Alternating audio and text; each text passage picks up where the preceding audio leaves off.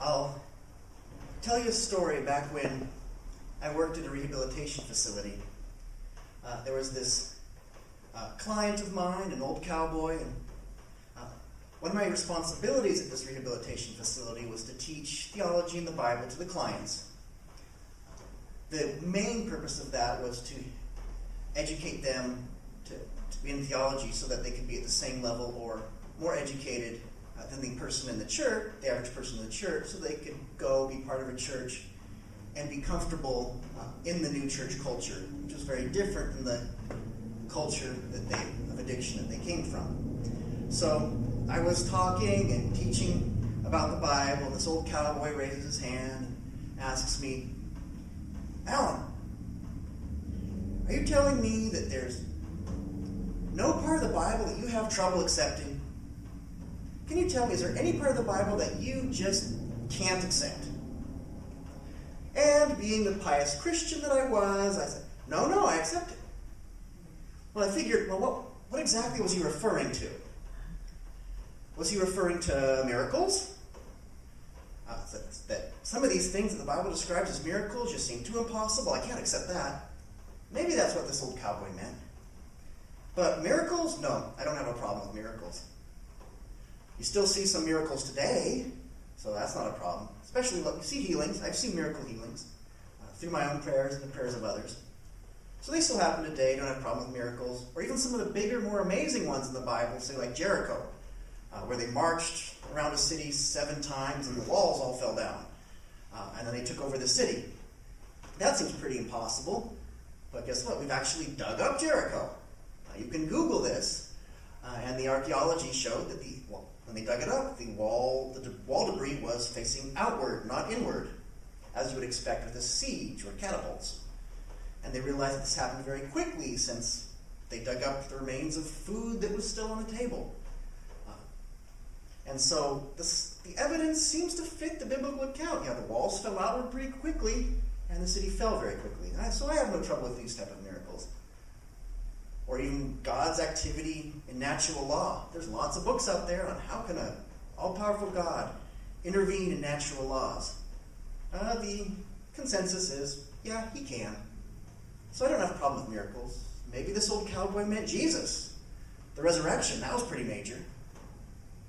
History, if you look into it, it supports that something pretty odd happened with the death and resurrection of Jesus. Jesus was a real person, and a whole segment of the Jewish faith took an immediate turn in a different direction, which is pretty unexplainable unless something pretty amazing happened. And there were a lot of people writing at the time, a lot of other historians, that even confirm evident aspects of Jesus, even outside the biblical account. So, no, I don't have trouble with Jesus. Too many witnesses. The whole New Jesus movement could have been shut down pretty early, unless it was real. It's 12 disciples against the world. The whole Roman Empire. And the Roman Empire is not around anymore. The underdogs won. So I don't have any problem with that. But then I began to think later on that night, I gave too glib of an answer. There are some parts of the Bible that I have trouble with. It's not Jesus. No, accept that wholeheartedly. Don't have trouble with miracles. But I thought, what are some things that I have trouble with? And there was a big one. A Bible story that just sits with me wrong. And that's the story of Job. Do I have trouble accepting part of the Bible? Yeah, that story. I think it's because I just don't like it. At all. The basic story goes, Job's this righteous man. So he's a good man. He doesn't have any secret sin in his life. He's doing what he should be doing. And he's making God proud. And then Satan comes to God and says, God, I bet the only reason Job is following you is because he's living a good life. He's comfortable. And he can have you to thank for it, and that's why he's living good. I bet if he had a lousy life, he wouldn't follow you. He'd curse you. He'd get angry. And then God says, you're on. Bet. So they bet. And then Satan goes, and next thing you know, Job loses all his children, all his livestock, all his servants, he loses everything. And then Job still follows God. And then Job gets really sick too. Add even more problems. And Job still follows God. He has friends. His friends come to comfort him, and they don't do a very good job. Well, they do a good job initially. They just sit with him and keep him company. They don't say anything. They don't open their mouth and make things worse. So, as a little side lesson, to comfort someone, sometimes you don't need words, you just need your presence. But then they begin to open their mouth and tell him all kinds of bad theology.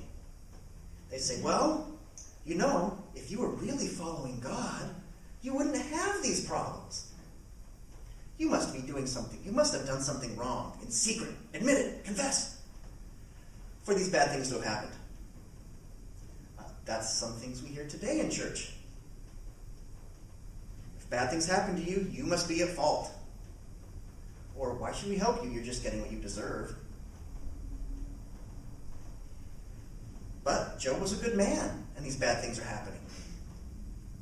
So the Job story puts a big no on any type of theology that says if you do good, you get good. If you do bad, you get bad. It says, hey, the whole book is a big exploration of why bad things can happen to good people, and while bad people can prosper and don't seem to suffer the consequences. Does this book provide an answer? No.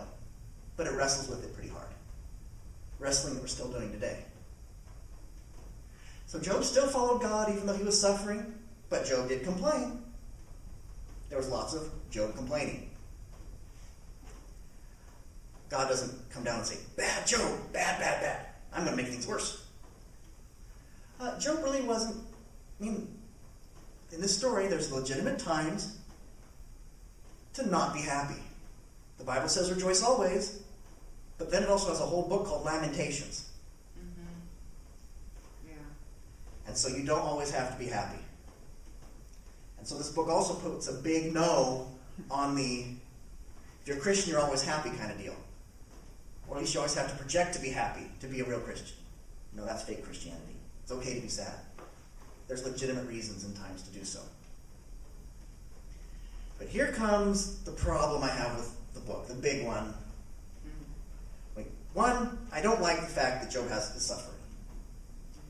But what gets me then is that Job says, why, God? And God comes and says, Job, it's a mystery. It's beyond your understanding. Really? God, couldn't you just tell Job, well, you see, Satan and I made a bet. And, well, I won the bet, so it's all good. We know the reason. The reader knows the reason. It was a divine bet.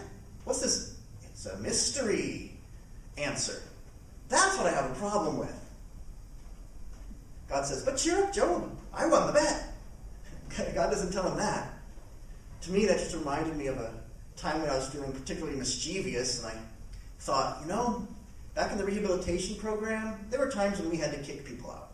They didn't follow the rules. They did something beyond what was acceptable, and they had to leave the program. They could reapply in 30 days after their time away, and they'd start over. So there was consequences and then the grace to be able to return.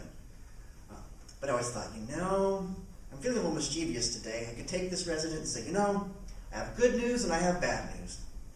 The bad news is I have to kick you out of the program. You'll be sleeping on the streets tonight. But the good news is I saved a bunch of money on my car insurance by switching to Geico. I would probably be beaten. And deservedly so. But to me that sounds like this whole thing with God. It's like, okay, with God and Job, well, the good news is that I won the divine bet. But God doesn't tell Job that. God tells Job it's a mystery. God answers Job and says, there's a whole lot of things you don't understand. And the cool part of Job, the story of the book, is that God then lists a whole lot of scientific stuff at the end of Job. Well, Job, let's tell you, do you understand dinosaurs? The end of Job is where they mention dinosaurs in the Bible. It calls it a behemoth as a land dinosaur and the Leviathan as a sea dinosaur. Do you understand those, Job? obviously Job's answer is this ancient figure. No. And then this is an ancient book, and so a lot of this is described poetically. And so there's a poetic description of pulsars. And like, do you understand that, Job? No. Do you understand the whole idea of how Earth and gravity Earth hangs in a void, the spherical Earth? I'm kind of amazed that the book of Job is considered one of the oldest books of the Bible. It's talking about stuff like pulsars and Earth hanging in a void as a sphere. Do you understand that, Job? No. Do you understand the water cycle? And Job actually gives a pretty detailed description for that age of how water evaporates, it becomes clouds, and then becomes rain, and goes back to the oceans. Even some of the ancient Greek philosophers didn't quite understand the water cycle, but here's Job describing it. And goes on to say, do you understand the constellation of the Pleiades? Do you understand how they're gravitationally bound, yet the stars in Orion's belt are not? And at this point, it's probably words that are just so far above Job that he's just mind blown. Because you don't understand this stuff. And so just realize your place, that there's a lot of stuff that's way beyond you. So it's pretty amazing that Job is talking about all the scientific stuff, but that still just burns me. And it seems like it still was all about a divine bet. And it really wasn't above Job, because I'm sure an ancient person like Job could understand the idea of making a bet about him. And it makes me wonder, could God ever make a bet about me? What about Job's children? They didn't have a say in this. Could the purpose of my life be an object lesson for someone else's faith? Could I be like Job's kids? And then, am I a selfish person for not thinking this is a very good thing? So yeah, I have a problem with Job. And I have to figure and ask myself, so what is it that Job doesn't understand? If God's saying there's things beyond you that you don't understand in this whole situation, it has to be more than just a divine bet. Because Job could obviously understand that. And my understanding of God is that God's not going to be lying. So there must be something beyond the situation that Job doesn't understand. The Bible doesn't outline it. We can brainstorm and think, Job couldn't understand the millions of people that would read about him after he was dead and gone. People like me, who's wrestling over his story. The millions of people throughout the ages that would have never known his name had not he gone through this. And each of these stories of people that could be affected positively by wrestling with this book, people in their own suffering, that can read this book and realize suffering isn't always a punishment. Sometimes things just happen, and it's not your fault. As I talk to some of my former clients, I think, well, you start to follow Jesus. I just gave him an estimated figure. You could probably reduce the problems in your life by 1/3.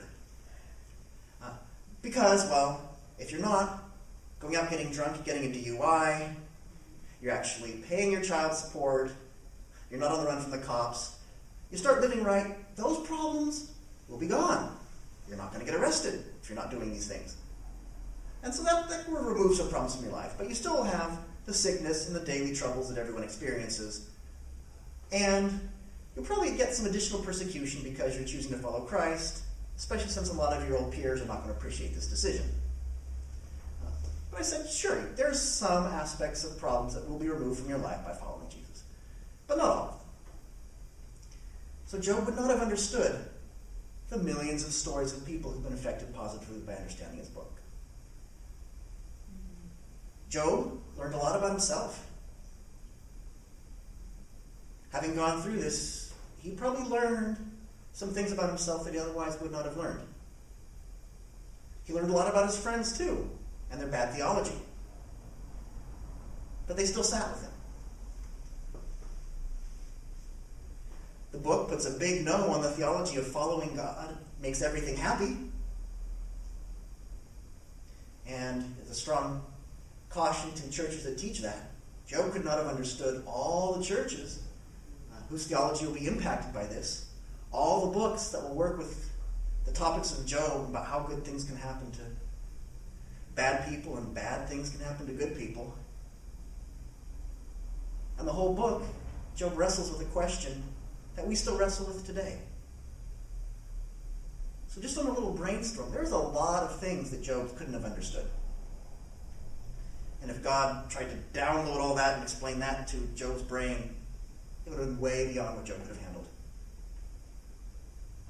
It would probably made an explanation of gravity and the Pleiades and the Orion's belt seem pretty simple by comparison. So yeah, I still have trouble with the book. I do. But at least I can understand some of the reasons for it, and that there were purposes beyond a divine bad, which still irks me. But also, the Bible should make us uncomfortable. If the Bible is not making me uncomfortable, perhaps I have tamed it, and it only is telling me the things that I want to hear. Perhaps if it doesn't make me uncomfortable, it has lost the ability to change me. And that's another lesson I take. I'll conclude Job, and then next week I'll talk about another part of the Bible that I have trouble accepting. Another one of those things that make me uncomfortable, and hopefully by wrestling with it, I can change it. But I still don't like it. But that'll be next week. Dear Lord, hard to say, but thank you for the stories that make us uncomfortable. And Job does not give easy, pat answers. It never does. It goes against my American sensibilities. I want everything wrapped up in it perfectly with no outstanding plot items. I want the happy ending. Job doesn't give. Job does have a happy ending because he does eventually get things back. But the questions aren't answered. They're left hanging. But God, it's there for a reason, and it's there to let us know to wrestle with them too. And I pray that, well, through this book, we can find hope, we can find encouragement, we can follow you, and trust that there are things that are beyond us. We can still wrestle with the questions. And part of it's the journey, not the destination. So God, I commit this time to you. Bless everyone as we go forward this week. I pray this in Christ's name.